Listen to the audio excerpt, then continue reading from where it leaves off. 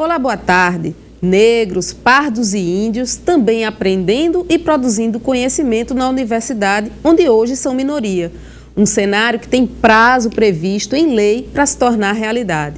Sancionada pela presidente Dilma, a Lei das Cotas Raciais estabelece que as universidades públicas e institutos federais terão que reservar um número de vagas para esses alunos, de acordo com a proporção de cada uma dessas etnias em cada estado. A política afirmativa no ensino superior é o assunto do tema jurídico de hoje.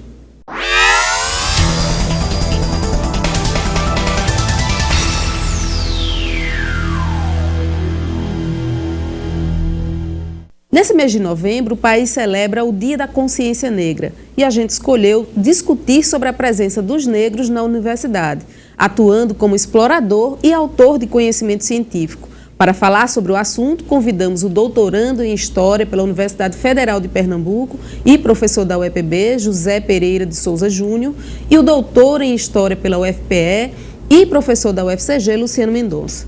Boa tarde, professores. Sejam muito bem-vindos ao programa Tema Jurídico. É um prazer tê-los aqui conosco e mais ainda para discutir um tema como esse que a gente está abordando hoje.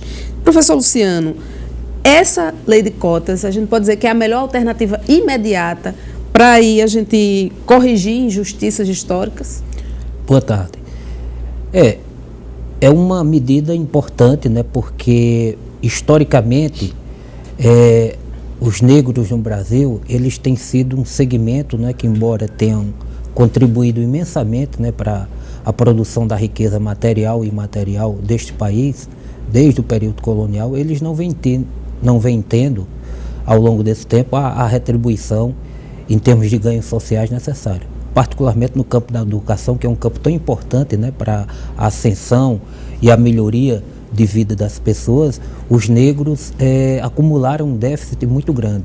E a universidade é o ponto mais grave dessa situação. Então, a medida recentemente adotada pelo Congresso Nacional é importante. Agora é preciso também que você articule essa medida da cota para estudantes na universidade com outras políticas que possibilitem a permanência e a melhoria das condições de vida da população negra como um todo. Isso, inclusive essa é uma das críticas que se faz à lei, né, porque não dá, como medida isolada, ela pode não garantir, por exemplo, que pode até garantir o acesso, a entrada na universidade, mas não necessariamente que vá haver a condição necessária para concluir o curso.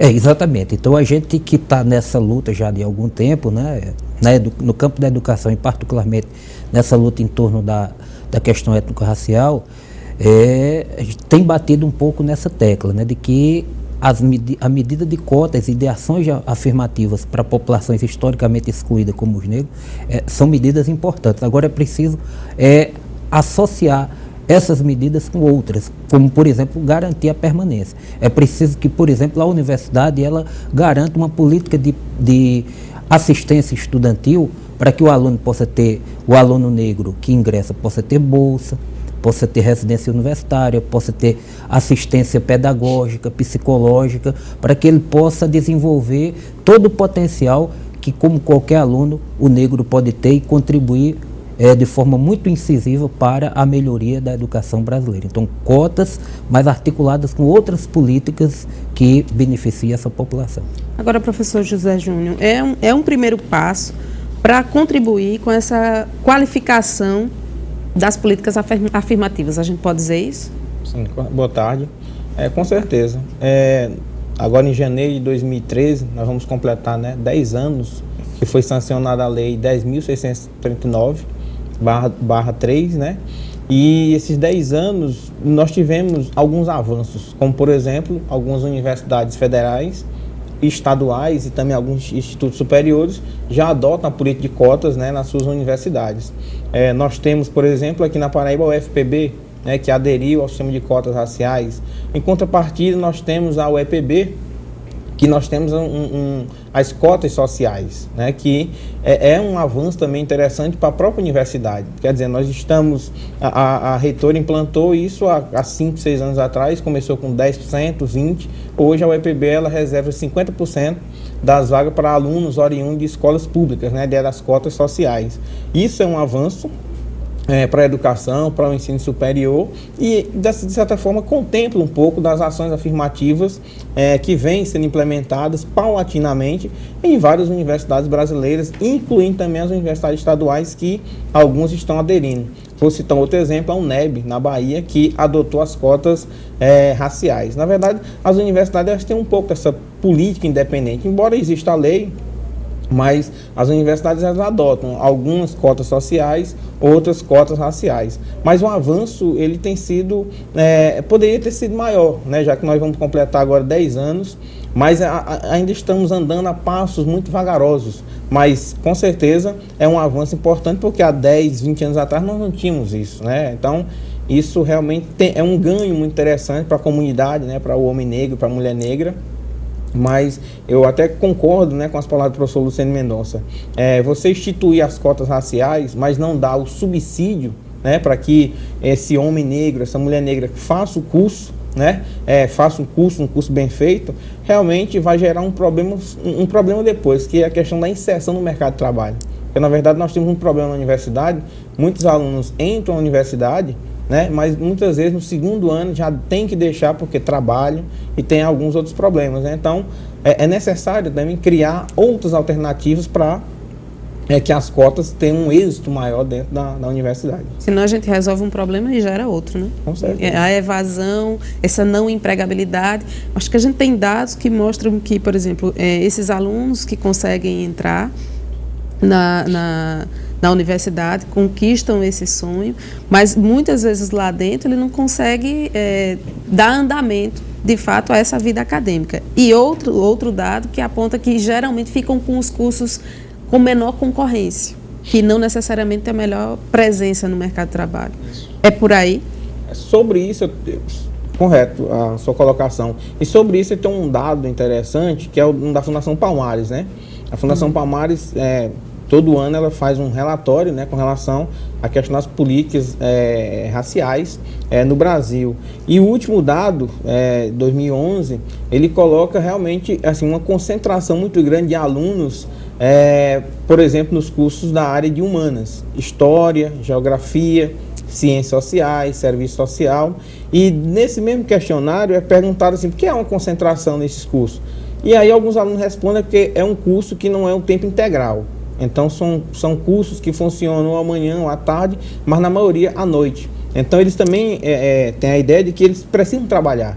Então, quer dizer, eles trabalham durante o dia e fazem um curso à noite. Mas aí você junta a ideia de uma jornada diária, às vezes de 10, 12 horas, e também ter que se deslocar para a universidade, então bate um cansaço, bate, né, a própria questão financeira, né, do deslocamento. Então isso também realmente faz com que haja uma evasão nos cursos da área de humanas com relação a alunos cotistas, né, e também com relação aos não cotistas, né, porque também essa evasão também passa pelos não cotistas.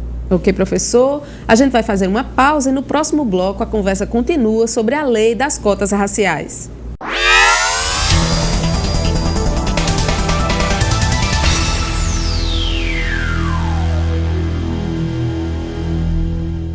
De volta com o programa Tema Jurídico, hoje recebendo os professores Luciano Mendonça e José Júnior para uma conversa sobre cotas raciais.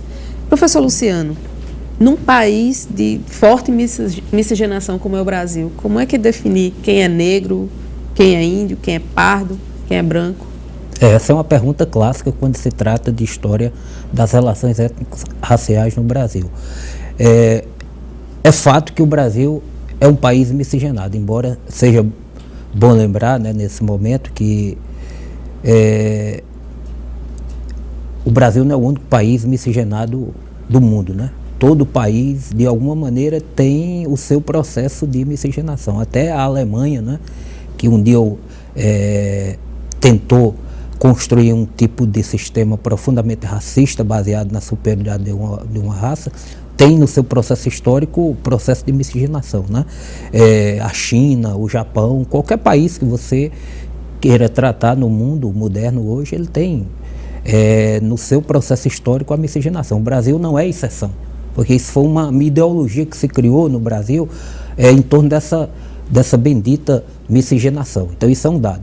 É verdade que o Brasil, demograficamente e culturalmente, é um país que se constituiu a partir do encontro e desencontro de diferentes povos, os nativos que aqui existiam, diferentes povos do mundo, como os povos da Europa, da Ásia e principalmente os africanos, não é? Então, esse é um dado. Agora, ao mesmo tempo, a miscigenação ela não anula o racismo que também se constituiu. É um país que se construiu a partir dessa mistura, dessa miscigenação, mas também que criou um perverso sistema de exclusão entre principalmente brancos e não brancos. Durante muito tempo o Brasil soube definir, distinguir quem era branco e quem era negro para discriminar. Tanto é assim que hoje, por exemplo, as populações, principalmente negras, ocupam as mais baixas posições na sociedade a partir dos índices sociais, saúde, educação, habitação, etc. Então, o grande desafio é você ter essa mesma habilidade para beneficiar. Então, o IBGE, ele aponta um dado interessante, né? Quer dizer, mais de 50% da população se autodefine como sendo parda e preta. 51% dos brasileiros e brasileiras se definiram como pretos e pardos, o que o movimento negro chama de população negra. Então, é chegada a hora de você trabalhar com esses dados, que não são absolutamente objetivos, mas que são um bom ponto de partida para você criar políticas que beneficiem essa população, como, por exemplo, as políticas de ações afirmativas, incluindo aí a cota para ingresso de negros no sistema superior de ensino. Nessa vivência de preconceito que a gente sabe acontecer no país, embora velado, né, uma discriminação, vai ser preciso, vamos dizer assim, um esforço dobrado, ou redobrado do negro dentro da universidade para conseguir o espaço de fato na convivência diária com seus pares? Veja bem, eu queria lembrar só um aspecto aqui. A lei, né, que a gente está discutindo aqui, que foi sancionado o ano passado pela Presidência da República, em outubro, que estabelece cotas a partir de 3 recortes, né, escola pública, a questão do referencial econômico-social, a renda, né, e o referencial étnico-racial. Foi aprovado num momento, é bom que se diga, de crise da universidade. A universidade, inclusive, saiu recentemente de uma greve, né, que durou 4 meses, e essa greve teve como um dos objetivos a defesa da escola pública de ensino superior de qualidade, porque nos últimos anos é verdade que houve uma certa expansão do sistema superior. Por exemplo, a universidade em que eu trabalho, a UFCG, ela dobrou o número de alunos de graduação. Isso é importante? Só que essa expansão não foi acompanhada de, por exemplo, recursos para garantir também a qualidade desse aluno que nós estamos recebendo em dobro. Não se contratou professor na altura dos desafios, funcionários, infraestrutura, etc. Então, a gente, coincidentemente, a questão dessa lei, ela surge num momento de crise dessa expansão. Então, como resolver esse gargalo?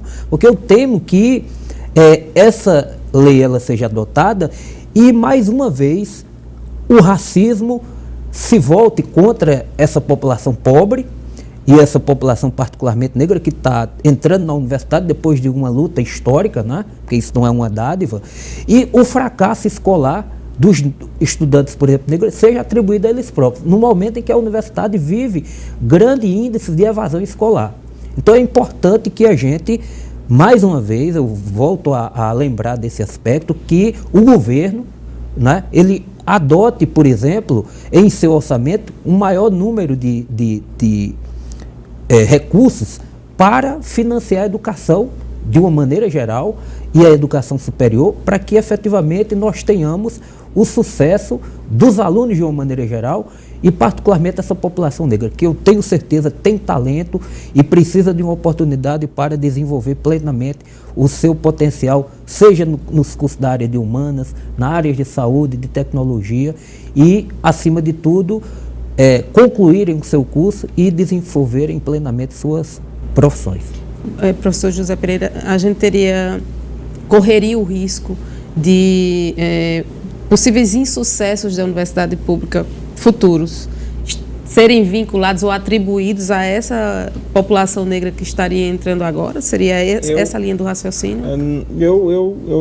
Eu acho, assim, que o fato, né, da questão do acesso, né, dos homens e das mulheres negras adentrar na universidade, eu acredito que isso não vai causar, digamos assim, uma falência do sistema educacional por conta da presença dos negros, né?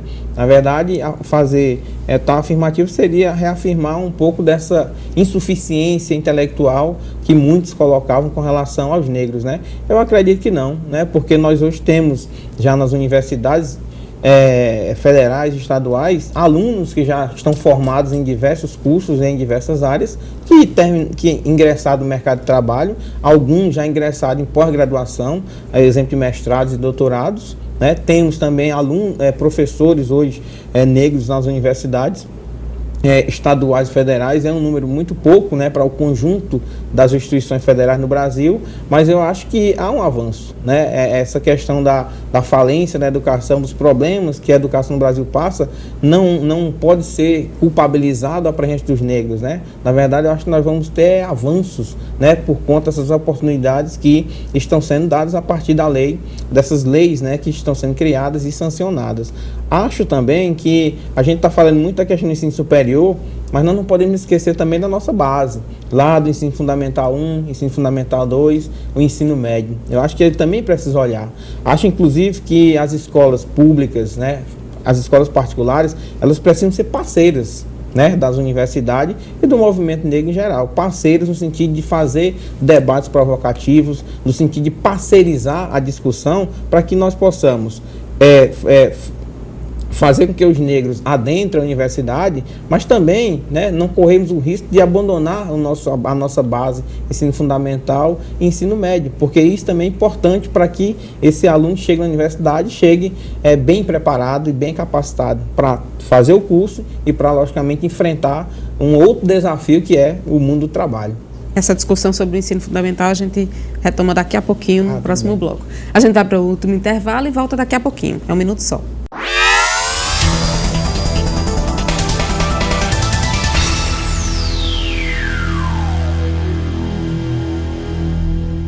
De volta com o último bloco do programa Tema Jurídico, que hoje está discutindo sobre as cotas raciais.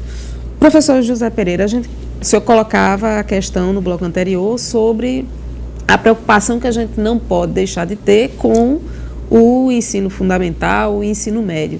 Essa entrada ou essa garantia de entrada agora na universidade não quer dizer que a gente está às mil maravilhas com o ensino fundamental e o ensino médio, né? Com certeza, né? Inclusive, eu acredito que o ensino fundamental, o ensino médio, as grades curriculares precisam passar por uma reformulação. E essa reformulação, eu acredito que ela contribuiria bastante, né, para incentivar esse debate com relação à cultura brasileira, com relação aos povos africanos, preparar melhor esse aluno, inclusive para que o aluno consiga superar essa ideia do racismo, né? Porque, na verdade, a gente fala do ideia do racismo, do preconceito de cor, mas também tem o preconceito social, né? A ideia da pobreza, a ideia de alguém que não trabalha, alguém que não tem estudo, que não teve a oportunidade de estudar. Então é importante que lá na base as crianças também, juntamente com os professores, com os profissionais, discutam essas questões para que ele possa ir formando, né, opiniões com relação a essas questões do preconceito, mas ao mesmo tempo que ele não se torne uma criança preconceituosa, que ele passe a ver isso como algo equivocado, como algo errado, né, algo que precisa ser desconstruído dentro da sociedade brasileira como um todo. E, logicamente, como o colega Luciano já falou, adentrar a universidade é um passo importante, né?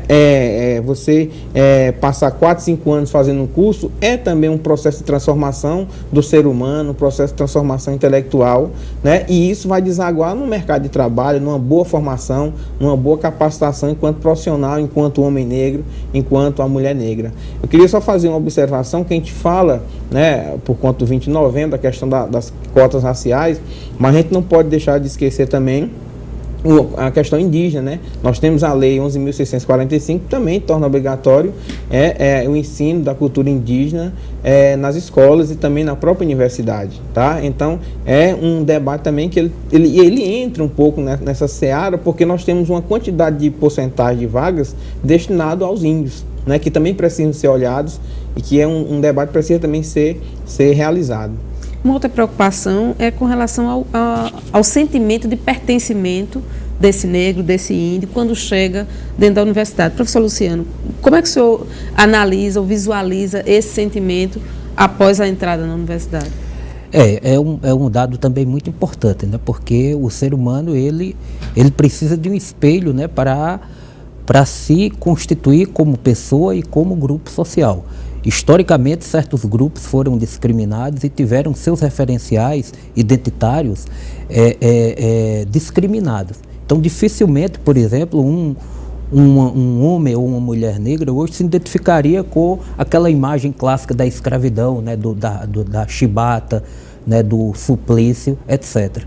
Então, por isso que é importante você recontar a história do Brasil, né, dos seus símbolos, para que os descendentes, por exemplo, de indígenas, de africanos, eles percebam que essa história é uma história feita de luta, de altivez, de sofrimento, é verdade, mas também de luta, de altivez, de coragem. E isso é um elemento importante para a reconstrução da identidade desses povos, dessas pessoas e desses grupos sociais. E eu entendo que a educação como um todo, desde a pré-escola, né, porque é muito importante voltar a essa questão que foi mencionada aqui, de que a educação ela é um todo. É desde da mais tenra idade, quando está se gestando a personalidade da criança, até o mais alto grau da universidade, após a graduação. Então você tem que reestruturar o sistema educacional brasileiro e a sociedade como um todo a partir desses novos parâmetros. E aí eu tenho certeza de que a gente pode reconstruir essas relações raciais numa dimensão mais positiva para, por exemplo, povos indígenas e afrodescendentes. Vocês visualizam que haveria realmente a necessidade dessa política de cotas a longo prazo, ou ela teria um período pré-definido para, depois que a gente conseguir chegar a um certo nível de igualdade, vamos dizer assim, de acesso, a gente conseguir abrir mão disso? Veja, a lei ela prevê que a política de cotas a durabilidade é de 10 anos, né? E aí vamos pegar o caso dos Estados Unidos, por exemplo. Lá, a política de cotas foi institucionalizada em 1976, década de 70, com um prazo de vigor de 25 anos. Chegou esse prazo e elas continuaram, embora nos últimos 2 anos essa questão venha sendo revista, né, a questão da política de cotas nos Estados Unidos, que é um país também que é conhecido pela questão do preconceito, do racismo, né? Aqui no Brasil é um período de 10 anos. Mas aí é complicado a gente prever se nos 10 anos nós vamos ter essa integração, nós vamos ter essa socialização, esse sentimento de pertencimento do homem negro, da mulher negra na universidade, como é que essa recepção vai estar, como é que a estrutura da universidade, dos cursos vão estar, como é que a questão do mercado de trabalho vai também estar recepcionando esses futuros profissionais, né? 10 anos eu acredito que é um prazo, inclusive, curto. Então, quer dizer, estipular 10 anos, depois de 10 anos acabar, eu acho que seria, digamos assim, precoce demais. Eu acredito que nós teríamos que ter um tempo maior de maturação, né, com relação a esse período de uma década. Aguardar o cenário para analisar com os dados que se apresentarem. Com certeza. Professores, a gente agradece a participação de vocês aqui, a disponibilidade de estar aqui conversando com a gente e abre espaço para as considerações finais. Professor Luciano. Eu agradeço, né, e queria só dizer o seguinte: o Brasil é um país muito injusto e excludente, né? Ele, de um lado, ele é a 6ª economia do mundo, mas ao mesmo tempo é um país extremamente cruel. Se a gente tivesse políticas universais, talvez a gente não precisasse desse tipo de iniciativa focalizada, né? Mas no Brasil as políticas universais elas têm dificuldade de se implantar. Por exemplo, praticamente se universalizou o acesso ao ensino médio, mas é um ensino médio muito precarizado, né? Então, enquanto a gente não apontar nessa direção de políticas efetivamente universais e emancipatórias, é preciso que, sem deixar de buscá-las, a gente tem esse tipo de política focalizada para que aqueles setores mais precarizados, né, como os negros, os indígenas, eles possam ter acesso a esses bens sociais, como, por exemplo, a educação, que, conforme a Constituição diz, é um direito do cidadão e um dever do Estado. E aí, professor José Júnior? Quero agradecer o convite, né, e achar assim e dizer que a oportunidade foi muito interessante para que a gente possa tentar esclarecer um pouco dessas questões com relação às cotas sociais, com relação às cotas raciais. É ainda uma discussão que ainda causa muito fervor, ainda causa, né, digamos assim, alguns dissabores. Ainda há a ideia dos prós e os contras com relação às cotas raciais, mas eu acho que o espaço, né, para que a gente possa promover o debate, promover algum esclarecimento, é extremamente positivo, extremamente oportuno, né? E deixar o recado de que o homem negro, a mulher negra, eles merecem o respeito, merecem a oportunidade, seja na universidade, seja na saúde, seja na educação ou em qualquer outro segmento da sociedade brasileira. Ok, professor, obrigada. E obrigada a você também pela sua audiência aqui na TV Itararé e no nosso canal no YouTube. Bom final de semana e até sábado que vem com mais um tema jurídico da Facisa.